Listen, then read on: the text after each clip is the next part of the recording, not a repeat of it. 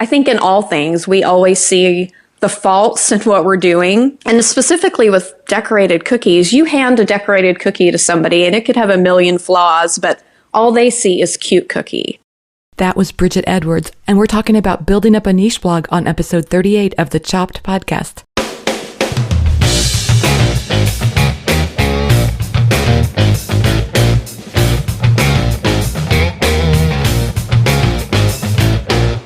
Hey everyone, I'm Marley of the blog Namely Marley. Thanks for joining me today for the 38th episode of the Chopped podcast.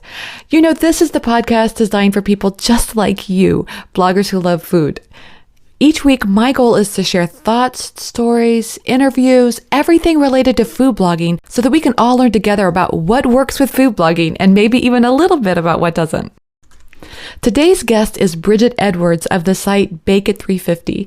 Bridget and I met a couple of years ago at a food blogging conference in Austin, Texas, and I just hit it off with her right away. I think we both had a lot of things in common, like we both have only one child, and we just, like I said, we just really enjoyed chatting with each other, and so that's why I invited Bridget to be on the show today, because I really liked the focus of her blog, which is mostly about baking and also about, making decorated cookies and things like that. And I know that she's been very successful with her site. And I thought it would be a great example for you all to see, we've talked about different topics about food blogging. And so this one would be a little bit about building a niche blog, focusing in on a narrow topic.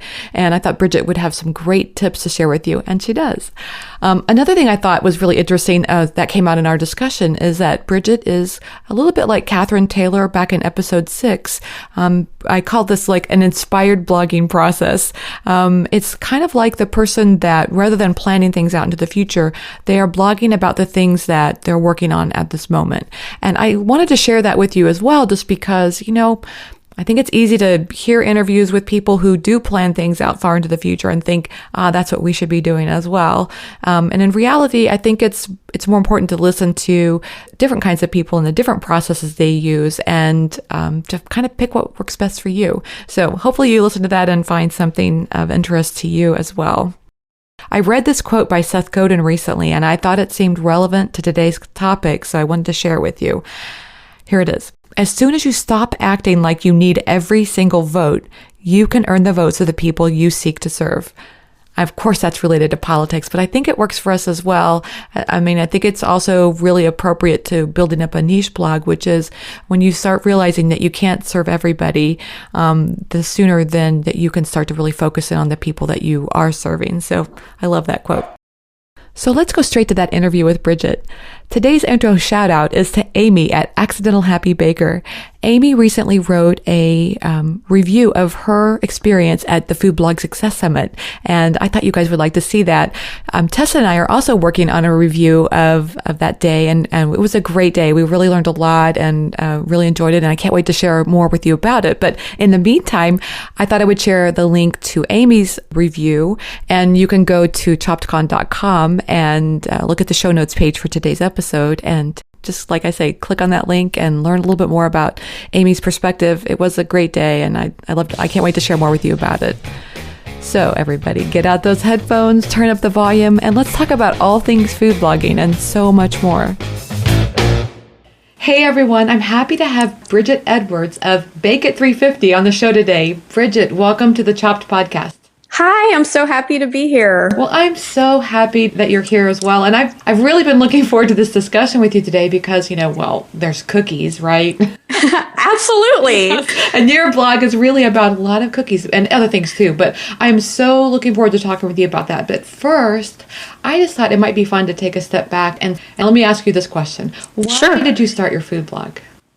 Oh, well, my cousin actually had a craft blog, and I had been decorating cookies for a few years, and I thought it would be fun to just start a cookie decorating blog, really just to show my sister and my cousins and my aunt how to decorate cookies. So that's how I started. Really? So it's really kind of like this family thing, right? Like you just wanted to show your family what you were doing? Absolutely. It never occurred to me that anyone else would ever read the blog. And were you showing those cookie decorating tips because you wanted them also to do it, or just to like see the outcome of the things that I'm working on? They were asking me, oh, how do you do that? Because I would send them cookies for different holidays. And so it took me so long to figure out how to decorate cookies. I mean, there were a couple years there of really, really ugly cookies of just experimenting. I knew royal icing was involved, but I wasn't exactly sure how to use it. So I just was, passing along all those little tips and tricks that I had learned along the way. So were you surprised then when you started to grow a following? Oh, absolutely. It was crazy. I remember, I had put on my blog a little, I used Stat Counter to look at people looking at my blog, and I would be like, oh my gosh, I don't know anyone in that state who could be reading my blog. That is kind of a strange feeling when you think that you're doing it this way and it's expanded to so much more. Right. Yeah. So it's been very fun. I'm always still a little surprised if anybody tells me that they read the blog. That's so cool. So have you always been interested in cooking, or was that, baking was just kind of a new interest for you? I've always been interested in sugar. So I was working for a company called Mary Englebright. Mary's an artist, and I worked in her retail division. And whenever we had corporate meetings, they always had these beautifully decorated cookies. And so when my son was born, I was really, I quit my job when my son was born, and then I was really missing those cookies. And so I thought, I'm going to learn how to make those. So that's where it started. I see. So just because that you were not going to get to enjoy the cookies on the job, you still wanted to have them. Absolutely. Yes. It's like a purely selfish motive, but that's great. It was purely selfish. I just wanted to eat those cookies. That's great. And so did you think you reached the point that you're making these cookies like the ones that they shared at the office? Oh, I don't know. Those were probably prettier than the ones I do, but at least I know how to do them. So what about your food photography skills? I know that that's something that a lot of bloggers will start out just because, like you said, you wanted to share these pictures with everybody. Did you have the food photography skills to start out with? Oh, no. I started out with a point and shoot camera. I mean, now phones are so awesome. You could just use your phone. But I started out with a point and shoot. My pictures were horrible. And that's not really I don't love the photography aspect of food blogging, actually. I would rather bake all day and write the post all day versus taking the pictures. So I feel like I've learned enough to get by with my photography, but I've definitely learned a lot. I think food photography is one of those things, like, it seems like there's this great expanse of, like, some people put a lot of time into it and their photos are beautiful and a lot of traffic as a result. And some people really are not that interested in their food photography. They really just want to get a picture across that demonstrates this is what this recipe looks like, and they still get a lot of traffic as a result. So it's right. It seems I think it's okay. Yeah. I think as food bloggers, we feel like we have to be the best at everything. I have to be a recipe developer. I have to write the best, most interesting posts. I have to be a professional photographer. I have to be a social media guru, and we don't have to be it all. I can't be it all. I know that about myself.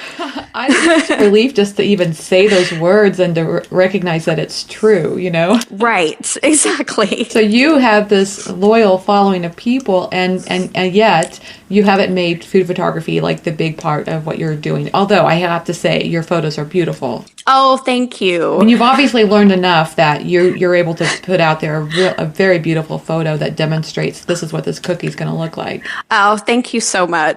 I feel like I've learned enough to fake it.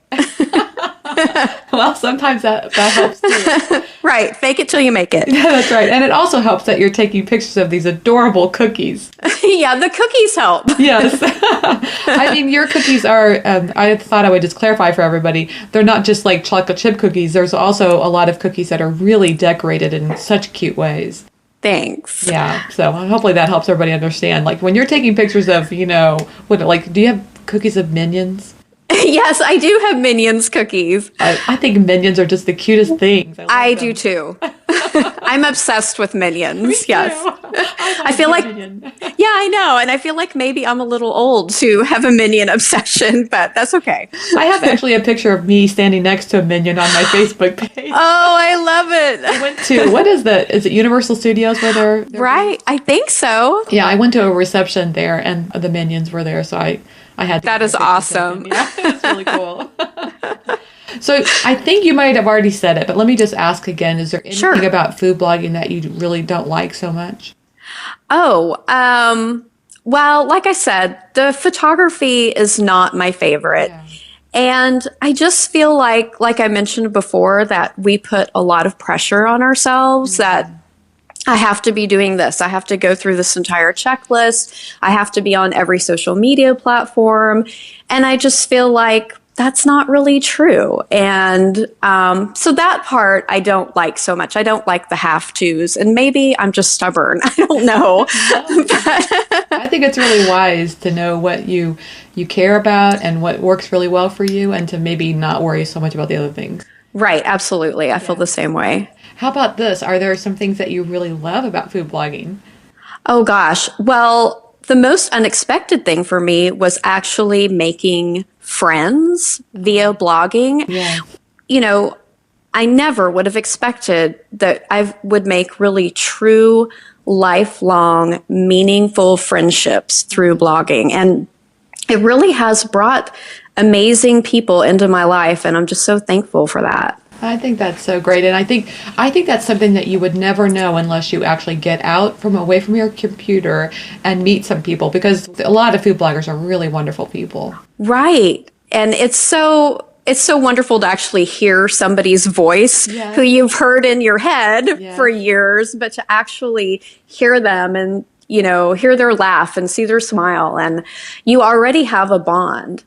So, that's my favorite part about blogging, for sure. That's great. Okay, so one of the main reasons I asked you to join me today was to talk about your site, Bake It 350, and how you've developed, I think we talked about this before the show started, was, whether we say niche or niche. Right. I'm from Missouri, so a lot of times I want to say niche. That's what I grew up saying, but it's like I've gotten accustomed to saying niche, and then I feel like... Should we be fancy? Yeah, we'll say niche just to be consistent. Okay. And then we need to raise our pinky when we're drinking. Yes, absolutely. So you've developed a really good niche around, the cookies and the baking that you do on your site. And I think sometimes for myself and other bloggers that I've talked to, it's hard sometimes to grasp that concept. It's like we feel like we have to talk about a lot of things to bring in people, but sometimes the niche following is important. Right. It's been really nice for me. And that's, like I said earlier, that's how I started. I just wanted to show my cousins, my sister, how to decorate cookies. I did exclusively decorated cookies for probably the first 2 or 3 years that I blogged. And I was really afraid to put a different recipe on my blog. But I was doing a lot of baking in my kitchen. I love all things sugar. Any sugar, I'll take it. And so I remember being so nervous to put a recipe up for cake balls, which is hilarious. Like, people would say, no, I'll never come back to this blog. How dare you? So I started adding more recipes into my blog, but it is all sugar. I did decide at one point, like you said, we feel like we have to do everything, that I would add a savory section onto my blog. And I realized after I had done that a few months that it just really wasn't for me. So it's still there. It's still, out there on my blog, but I haven't touched that in a few years. Trial and error, live and learn. That's right. And that's the important part, is that, you did try something different to see if it would play well. And if it didn't feel right to you, then you can go, okay, I don't think so anymore. Exactly. I guess I figured out it wasn't really for me when I had gone a few months without posting anything on the savory section. I thought, okay, this is a sign. Yeah, it's clearly not a passion then. Right. You haven't even remembered that you exactly. But even beyond just posting recipes about cookies, you do a lot of, I feel like, in-depth tutorials that I feel like makes you a really good resource for people about decorating cookies. Ah, thank you. Well, I used to just write the tutorials, and then probably a year or two into blogging, I actually showed the step-by-steps and got a huge reaction from people. And I don't know why I never thought of it before, because I really would have appreciated that when I was learning too, the step-by-steps. So that's when I started doing that on my blog, the step-by-step. And it does take a lot longer to decorate a cookie that way, but I do, I'm somebody who learned at home without taking a class. And so I do know that it's really helpful, especially for beginner or novice cookie decorators. Yeah, like this is the way that you fill the icing bag. Yes, exactly. I still have yet to fill an icing bag without getting icing all over the bag. Yeah, you can do it. I'll teach you. Oh, wonderful. And actually cleaning, how do you clean all those tips? That's what I'm curious. Well, a lot of times I leave them on the counter hoping that my husband will clean them. I love that's my favorite. Yeah. It does work sometimes. It drives him a little crazy. I have all of my pint glasses along the countertop all filled with icing, and sometimes he cleans them. Does it depend on how much he likes the cookie? Yeah, he likes them all, actually. He's still, after all these years, is always walking through the kitchen asking me for mistakes. Oh, that's good. Yeah. Yeah. So those step-by-step instructions, I wanted to ask you about that because I have read a lot about the art of giving away what you know. Like people want to know what, like the secrets to things like that. Right. And I feel like it's easy to think, I can imagine being in your shoes and thinking, if I give away all these tutorials and these steps, maybe people won't keep coming to my site. Did you ever have that fear? Well, I think years ago, there was this little buzz maybe it was just in the baking blog circle where people would say, oh, she's copying you. Oh, they copied my idea. And then you have to think about, why are we doing this in the first place? I was doing it to actually show people. So that's a compliment if somebody is taking my tutorials and using them, and hopefully they will come back. Or like I just went to a cookie decorating conference. Believe it or not, there's a whole conference on cookie decorating. Okay, tell us what the name of it is. And it's called CookieCon. I love it. Yeah. And I heard from so many people that they wanted to learn to decorate cookies, and a relative or a friend said, oh, you should go to the site Bake It 350. That's how I learned. And so that was really amazing to me that people would say that. So maybe they've moved beyond what you're doing, but they're passing your blog and your info along to other people. That's wonderful. That's a little bit like that pay it forward concept. Yeah, absolutely. Yeah, so if you have knowledge and you share it with others, then you become that go-to resource for people to learn more about that. Yes. And I imagine even the concept of decorating cookies, like I just went to your site this morning to kind of get ready for the interview. And I noticed that you talked about a new tool that you were sharing, a paintbrush. Oh, yes, airbrushing. Airbrushing, yes. You're still learning new things too.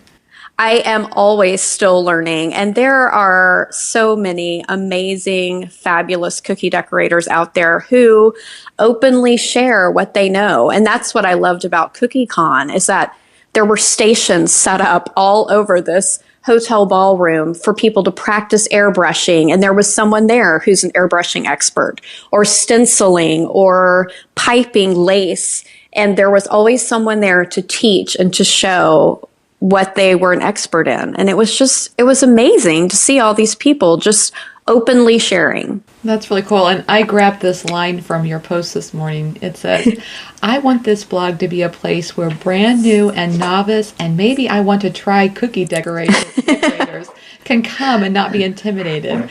I love that you share that. It's kind of like a mission statement for your audience. Yeah. I never want people to feel like they have to spend, $1,000 to decorate a cookie, or if their cookie is cute, but it's not intricate, that it's not good enough.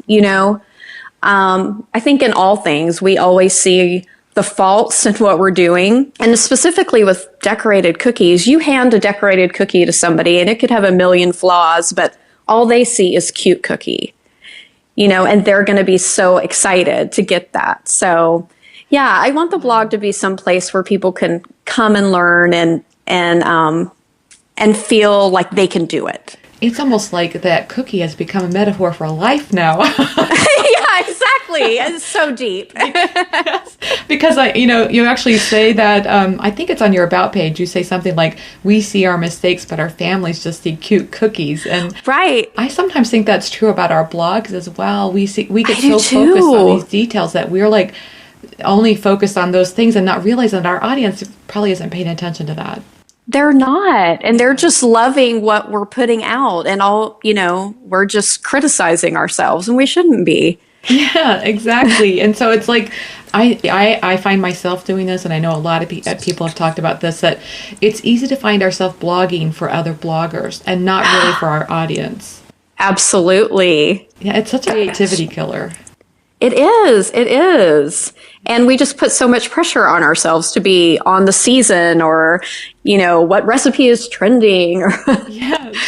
So I was just thinking as you and I were talking, like how that kind of mentality becomes like this, like a living in limitations kind of way of blogging, where, if you say, if I put it out there, then somebody else might steal it, or, right. That's all kind of like limiting behaviors in life. And right. we probably want to be more on the expansive side of life. Exactly. And I think that's what people respond to when they're reading your blog too. They're not responding to, this is a super trendy ingredient, or I don't know. Right. But just the fact that they know they can come to you for, the latest on what's going on with the cookie decoration. Right. How do I do the icing the right way? That kind of stuff really matters to them. Yeah. And I think if you're passionate about what you're writing about and what you're doing, that comes across. Yes, absolutely. So can we talk a minute about the technical side of your site? Sure. Because you're on Blogspot, and I can imagine, and I've heard from a lot of bloggers, that are, they're just getting started, and there's some pressure, whether that's external or internal, about, which platform to be on. Right. And you are on Blogspot, and I'm just curious what your thoughts are on that. I'm on Blogspot. I kind of joke that everyone's leaving for WordPress, so soon I will have Blogspot all to myself. But when I started blogging, I had no idea there was WordPress. My cousin had her craft blog on Blogger, and I thought that's where you started a blog. Right. And so, I had been blogging many years, and then started getting the pressure of, you have to move. And like I said earlier, I guess maybe I'm just stubborn, but Blogger worked for me. It works for me. I'm comfortable there, and it's free, right, which I love. So it's been nice. I feel like for new bloggers, they have to kind of ignore the quote unquote rules for blogging that are out there, because you can blog and break the rules too. Yes. It's probably good to know the rules, but you don't have to feel obligated to operate underneath them. Yeah, absolutely. Yeah, I love that, because like I say, I get emails from people sometimes, asking about how they should set up their blog, or whether they need to pay a lot of money. And I just feel like there are lots of examples for, especially your site. Here's an example of how you can be a successful food blogger and have a domain, not even own your own domain name, but have something like Blogspot. Exactly. Yes, I'm a total rebel with that Blogspot URL. I want to see you on a motorcycle with the leather jacket. No, I'm kidding. Yes, with Blogspot written on the back of it. Yes. So I love talking to bloggers about their process, and I wanted to ask you a little bit about the process you go through for, let's say you're getting ready to publish a new recipe post. Okay. Can you talk a little bit about the process that you go through for that? Well, I really am making whatever sounds good to me, whether I've been in a restaurant and I'm trying to recreate something, or taking one of my mom's recipes and trying to update it, or like for cookie decorating, I might see a really cute greeting card at Target and take a picture of it and try to make that into a cookie. So it kind of just all starts from that idea. And then and then just playing around in the kitchen. So do you plan out your posts into the future, or really you're kind of posting? I do not. I am fly by the seat of my pants. If you see it on my blog, it probably happened in my kitchen yesterday. There's definitely some advantages to that because, it really is spontaneous and free that way, huh? Yes, I do love it. Although, sometimes I will get caught. Something comes up and I think, okay, I have nothing to post on the blog this week, but that's okay. And I'm always thrilled when I have a post that maybe I could break into 2 posts. But yeah, if you're seeing it on the blog, I'm probably still eating it. So, so when you say I love this, you really do mean that you're right. Loving it at the moment. Yeah. Literally loving it right then. I kind of go through different phases where sometimes I am organized and I'm planning out to the future, and other times it is kind of like fly by the seat of my pants, Right. The planning would probably be so nice and relaxed, I would think. I know, especially heading into the busy, this is the holiday season, which is always busy for food bloggers. Right. Yeah. Super busy. But I'm sure you have tools that you use to help you stay organized. Well, I spoke too confidently. I don't really think that I do. Do you have a planner? I don't have a planner. Wow, that's impressive. Yeah, I don't have a planner. I really don't plan. I would say the only tool that I use is probably using Buffer to schedule my Facebook and my Twitter post of my blog post. But that I can't really think of anything that I'm not a very organized person, if you can't tell. Well, I think it sounds to me like your focus is on the creativity around the cookies that you create. Yes, it is. It definitely is. That's great. I mean, honestly, that's probably what comes across to your readers. They see that, your passion is around that. I hope so. I think so for sure. Speaking of social media, though, do you have a favorite social media platform? I love Twitter. And I know before I joined Twitter, I thought, why would I want to be on Twitter? I don't care what people eat for lunch. And then once I joined, I thought, I really do care what people eat for lunch. This is fun. Yeah. Yeah. So I love how funny and witty people can be in 140 characters. And Twitter's really where I made most of my blogging connections, just chatting back and forth with people via Twitter. And I love Instagram too. And I feel like Instagram's kind of taken away a little bit of that from Twitter. So I'd say Twitter and Instagram are my favorites. Can you give an example of how you've used Twitter to reach out to others in the industry?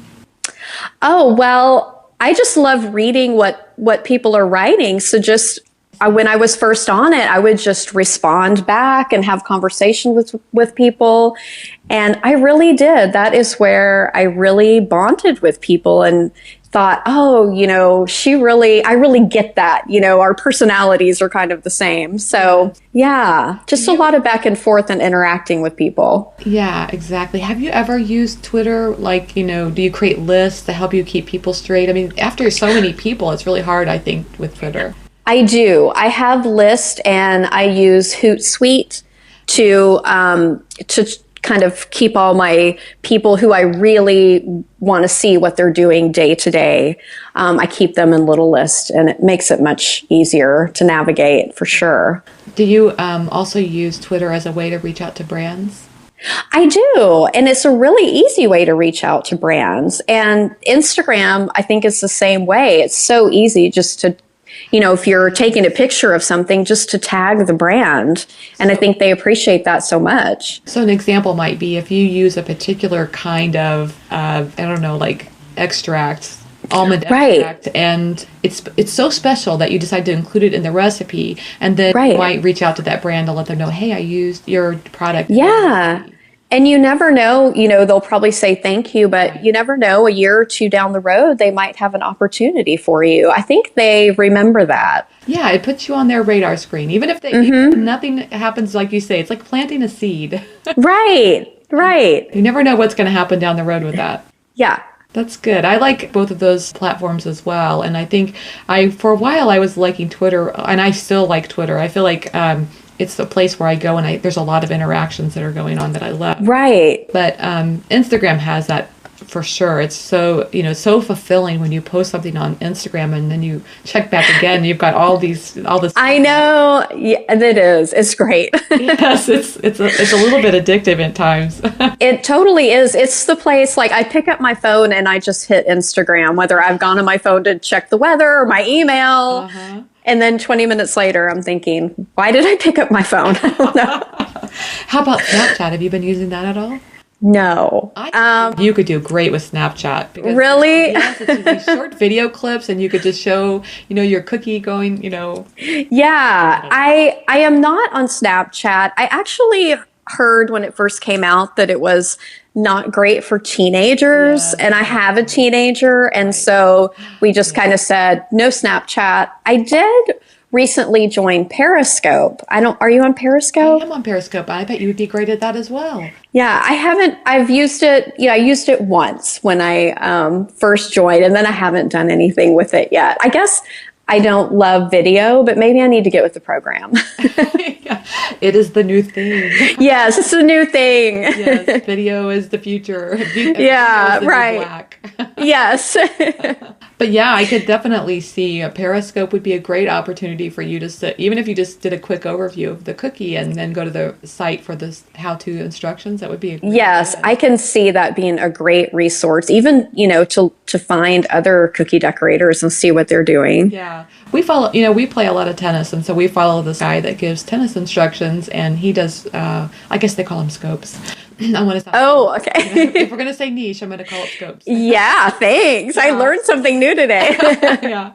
But he'll do them. And one thing I find really odd about that is that when people like something that you're saying, they tap the screen and hearts go up on the right. screen. I don't know. I still feel like it's a little feels weird, right? It's a little weird, but yeah, I could see that definitely happening with you and your recipes. They're so beautiful and people are going to love them. Well, I definitely need to get more involved there. I know when I first joined, I was just, clicking around just to see what it was all about, clicking those little red dots all over the map and, clicked one and there's just some guy in his living room and I felt instantly like, so, I mean, he was dressed, but so voyeuristic, this man that I didn't know, I was trying to click off of there as soon as I could. So I need to get over it and just. I do think there's some strange things going on in this world.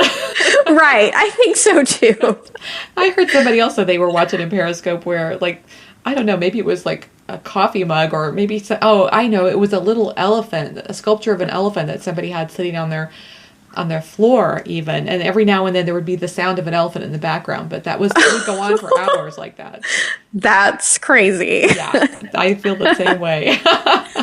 Okay, so what's your number one tip for helping other food bloggers who may be trying to grow their audience? Connecting with other people. I think that is number one. I actually spoke at CookieCon and I was telling the cookie decorators in my sessions that connect with people who have other interests. So maybe not just cookie decorators, and this goes for food bloggers too, but maybe you love Disney or Star Wars or you're a quilter, reach out to those circles and connect with them because you might be the only food blogger that they know. And here you have this whole new circle of people. And that's not why you're connecting with them, but just making those genuine connections. I've really felt like that helped my blog so much. That is such a good point because we can be so myopic if we are only, living in a bubble, only surrounding ourselves with other food bloggers. I think that's important to reach out beyond that. Yeah, and it helps us too. Yeah. I think, to have something besides food or cookies, just, it in your Pinterest feed and everything, just to have some other things pop up in your life is good. Do you think conferences are the best way to reach out to other bloggers? I think conferences are great, but also through social media, through Twitter and Instagram. It's so easy to leave somebody a comment. Or what I love about Twitter is it's so easy to retweet somebody's post and you've just kind of shared the love and or leaving blog comments. I mean, nobody comments on blogs anymore, or at least not on mine. So, I think that's definitely a way to connect with people. You're right. That's almost a way to stand out nowadays. Right, exactly. Okay, so what's coming up next for you? Anything you can share? Gosh, I really can't think of anything. Just getting through the holidays. I just started in August contributing to the Pioneer Woman site. Wow, And that's so I am so excited about that because I'm such a huge fan of Ree. I love everything that she does. And I think she's such a great, she's just such a great example of a food blogger. And she's so supportive. Yeah. She is so supportive and so genuine, and so funny. And so anyway, I just started that. I guess that's really the most recent happening around here. That's a big one. I can't wait to read those. That's going to be great. Yeah, it's really fun. Yes, and I think you have a son that's about ready to graduate from high school, don't you? Oh gosh, he is a junior. So we are, I'm trying to hold back the tears at least this year. And I know your daughter is a little bit older, right? Yeah. Okay. So yeah. I hate to say this. You and I have this in common. We both have just one child. Right. And when I can hardly even talk about it. When she went off to school, it was I went into a mini depression for sure. I can totally see it happening. Yes. I mean, I know it's coming. Yes. So I'm focusing on having fun with him and kind of soaking up every little moment and going on those college tours. And I'm so excited for him, but very sad for me too. No, that's exactly how I felt. They have to go through this, but it's so hard. But why can't they take us with them? I know. It's like I didn't think about that concept that she would actually be leaving. I thought we'd always be together, Yeah, right. I know it. Yeah. Okay, so let's move on to fun questions before I start walling. Okay, sure. Yeah, okay, let's do that. Okay, I got a couple of just fun, quick questions here at the end of the interview. Okay. What's one food item you can't live without? Ghirardelli bittersweet chocolate chips. I eat those straight out of the bag. Me too. Do you? I love the bittersweet. They're so I good. do too. I can't stop eating them. And I'm spoiled for every other chocolate chip, it seems like. I know, me too. They're so good. There's something about that bittersweet. I think I don't like all the sugar that's in some of the chocolate chips. Those are perfect. These are just so good. Yeah. So do you just eat them straight out of the bag? But I eat them straight. Don't you? Oh yeah, I also put them in cookies, or I'll mix them with pretzels or whatever. But yeah, I mean, I get my little chocolate fix. I am back and forth to the pantry several times a day, just pouring a little in my hand. Yeah. Spread the happy out. Yes. I love it. Okay, what's your favorite app on your phone? Oh, well, Instagram. Oh, right. Exactly. Any other app besides Instagram? Oh gosh. I'm trying to think. What else is there anything else on my phone besides Instagram? Do you have any apps that are screens that you use to add filters to your photos, or do you just use it? Oh yeah, I do use Camera Plus, which I really love. Mm-hmm. That's a new one. I haven't heard of that one. Oh yeah, I love it. I'll leave the link for everybody in the show notes page. It sounds like a good one. Yeah, it's a good one for photo editing. Excellent. Okay, so do you have any time for TV at all? And if you do, what's your favorite show? Okay. Yes, I do watch some TV. I am sad to admit that I watch almost all of the Real Housewives. And let's see, what else do I have on my DVR? Well, I'm really sad because I was a huge Mad Men fan. And so it's over. And then my husband and I we watch Homeland. We're a season behind, but we love Homeland. But yeah, I'm kind of a Real Housewives girl.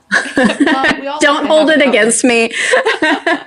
I promise I won't. We all have to have an outlet, right? Right. Okay, so how can people find you online? Well, my blog is bakeit350.blogspot.com. And then Twitter and Instagram and Pinterest. I have different names on all of those. I wasn't very organized when I joined them, but you can just find Bake350. You can pretty much look for Bake350 and find you that way. Yes. I love it. Bridget, thanks so much for taking the time to talk with me today. Thank you for inviting me. Thanks to Bridget Edwards for being my guest on today's episode of the Chopped Podcast. If you were busy running around and couldn't jot down something important, don't worry. We took the notes for you. Just head on over to choppedcon.com where I put up links for each show, including the stuff we talked about today and more information about our guests. I hope you're loving the Chopped Podcast. If so, it would mean the world to me if you'd head over to iTunes or Stitcher and give it a review. You can do that right now. Also, you can spread the word about the Chopped Podcast using @ChoppedCon on Twitter or Instagram, or even Facebook. Your shout-outs really mean a lot. You inspire me, so I hope today's show was helpful and inspirational to you as well. Thanks for listening, and have a great week.